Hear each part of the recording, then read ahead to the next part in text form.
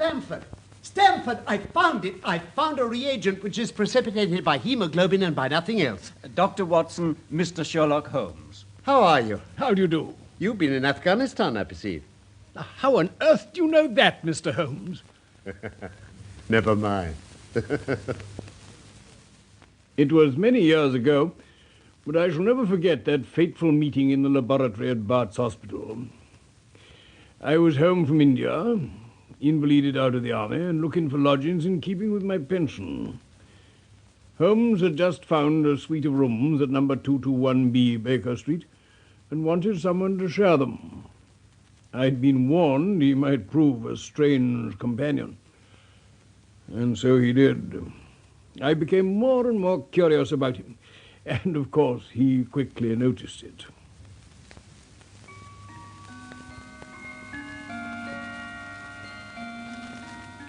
I trust, Doctor, that these few weeks have not proved to you that I'm too difficult a fellow lodger after all. Oh, far from it, Holmes. I don't mind admitting you puzzle me, though. Puzzle you? Well, the way you work like a fiend sometimes, and at others you lie on the sofa there, hardly uttering a word or moving a muscle from morning to night.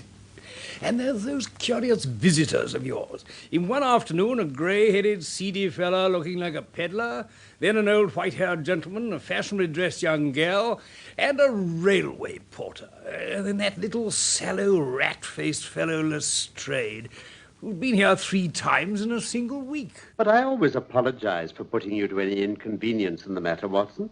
I have to use this room as a place of business, and these people are my clients. Yes, but what is it? Oh, never mind.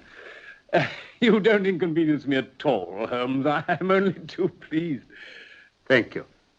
But tell me, have your observations of me over these weeks reached any sum total yet? You might think it a bit of a cheek, but I've been jotting down all the various points from which you've shown me that you're exceptionally well informed. Oh, indeed? I should very much like to hear them. You would? Oh, well, I've got the paper here somewhere. Here it is. You won't mind, really? Not at all. Oh, well, it runs this way. Sherlock Holmes, his limits. 1, knowledge of literature, nil. 2, knowledge of philosophy, nil. 3, knowledge of astronomy, nil. Knowledge of politics, feeble. Oh, do go on. Knowledge of botany, variable. Well up in belladonna, opium and poisons generally. Knows nothing of practical gardening. Dear me. Knowledge of geology, practical but limited. Tells at a glance different soils from each other. After walks has shown me splashes upon his trousers and told me by their colour and consistency in what part of London he'd received them. 7, knowledge of chemistry, profound.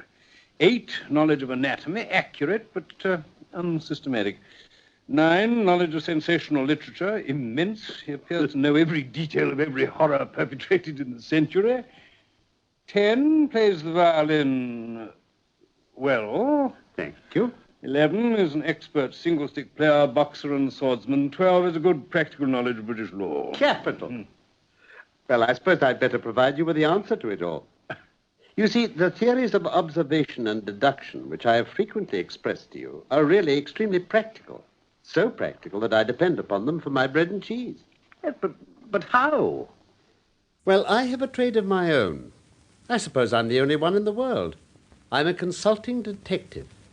Consulting detective? Here in London, we have lots of government detectives and lots of private ones. When these fellows are at fault, they come to me, and I manage to put them on the right scent. Oh. Lestrade is a well-known detective. He got himself into a fog recently over a forgery case, and that was what brought him here. I see. And these other people? Oh, they're mostly sent on by private inquiry agencies. I listen to their story, they listen to my comments, and then I pocket my fee. But do you mean to say that without leaving your room you can unravel some knot that other men can make nothing of? I have a kind of intuition that way. Observation with me is second nature. You appeared to be surprised when I told you on our first meeting that you had come from Afghanistan. My train of reasoning ran thus. Here is a gentleman of a medical type, but with the air of a military man, clearly an army doctor then.